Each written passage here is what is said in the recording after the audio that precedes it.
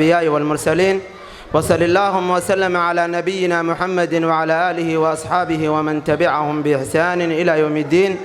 dhammaan marti sharafta qeybaheeda kala duwan sida wacana wanaagsan oo quruxda badan ay nagala soo qayb galeen xafladan sharafta leh waan uga mahadcelinaynaa kun iyo kow jeer. sidoo kale bahda saxaafadda iyo kaamiramanada barnaamijka nagala qayb qaadanayso.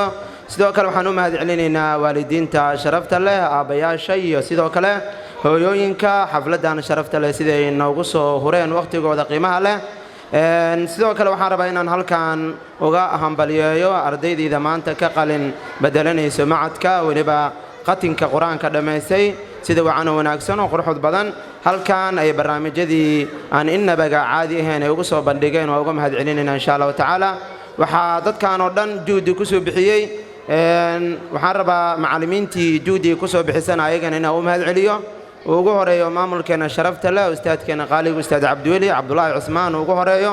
sidoo kale macallimiinta kale ustaad Aadan, sidoo kale macallin Cali, laba macallin Caliya iskuulka ka howlgasho macadka ka howlgasho ma kala marno. sidoo kale gabdhana waa nala joogaane waa macallin Asma iyo macallin Maryamo. macallimiinta aad u fara badan yihiin hadaa hilmaamo farxadda iga tanbadato insha Allah taala.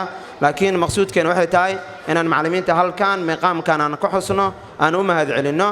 waalidiinta waxaan leenahay waad u jeedeen ardayda waxay soo bandhigayeen iyo tayadooda insha Allah taala. waxaa la rabaa macadkii inaad garab istaagtaan waad ku garab istaagtaan waxyaabo badan insha Allah taala.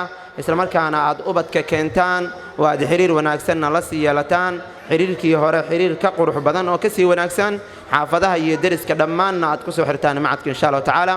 waxyaabaha hadda aad ku aragteen halkan wax ka sii wanaagsan oo ka qurux badan ayaad insha Allah taala macadka aad kala kulmi doontaan insha Allah taala.